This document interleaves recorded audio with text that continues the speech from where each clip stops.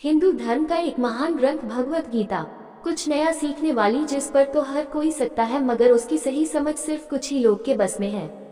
भगवत गीता की श्लोक और गीता के मैसेजेस को समझिए आसान हिंदी भाषा में और हिंदू धर्म के असीम ज्ञान के प्रकाश में लिए वेद का ज्ञान चैनल पर सभी सब्सक्राइब करें। श्रीमद् भागवत गीता। इस भागवत गीता में मानव के लिए अनमोल वचन है जो हम सबको अच्छा विचार देता है और हमें जीने का अच्छा राह दिखाता है। नमस्कार मित्रों, आप सबका एक बार फिर से वेद का ज्ञान चैनल पर आप सबका स्वागत है। भगवत गीता अध्याय 1 श्लोक 47।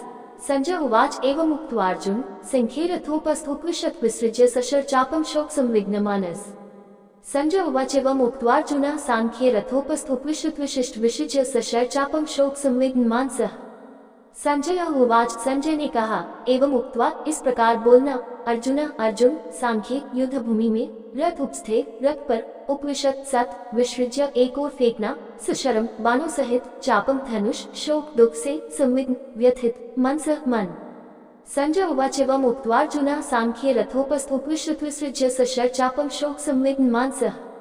अनुवाद। संजय ने कहा, इस प्रकार बोलते हुए अर्जुन ने अपना धनुष और बाण एक तरफ रख दिया और अपने रथ की सीट पर बैठ गया। उसका मन व्यथित था और दुख से अभिभूत था। अर्जुन की युद्ध लड़ने की अनिच्छा अब चरम सीमा पर पहुंच गई थी। अब उसने अपने दुख के सामने आत्मसमर्पण कर दिया था और गहरी निराशा में डूब गया था। उनकी स्थिति उनकी अपनी भौतिक आसक्तियों से उत्पन्न हुई थी और उनके कर्तव्य की उपेक्षा का कारण बनी। यह उस व्यक्ति का बिल्कुल अप्रत्याशित व्यवहार था जिसे ईश्वर के प्रति समर्पण और आत्मसमर्पण का प्रतीक माना जाता था। वास्तव में युद्ध से पहले जब दोनों पक्ष अपनी सेनाएं जुटा रहे थे, संपूर्ण सशस्त्र यदु सेना और निहत्थे भगवान श्री कृष्ण के बीच एक विकल्प दिया गया। अर्जुन ने भगवान को चुना क्योंकि उसे उन पर पूरा भरोसा था। इस बिंदु पर आइए विचार करें कि अर्जुन वास्तव में कौन था। वह निश्चित रूप से आध्यात्मिक ज्ञान से रहित नौसिखिया नहीं था। उनके दिव्य पिता स्वर्ग के राजा इंद्र थे। अर्जुन उनके निवास पर गए थे और उनसे और अन्य दिव्य प्राणियों से कई वरदान प्राप्त किए थे। अपने पिछले जीवन में अर्जुन नर थे, नर नारायण के जुड़वा वंशजों का हिस्सा, जहां नर पारलौकिक ज्ञान में स्थित सिद्धात्मा थे और नारायण परम भगवान थे। तो फिर कुरुक्षेत्र की रणभूमि में इतने बड़े कद का एक महान योद्धा अपने हथियार क्यों गिरा रहा था? उसके दुख का कारण क्या था? भावी पीढ़ियों के लाभ के लिए श्री कृष्ण भगवत गीता के ज्ञान को सामने लाना चाहते थे।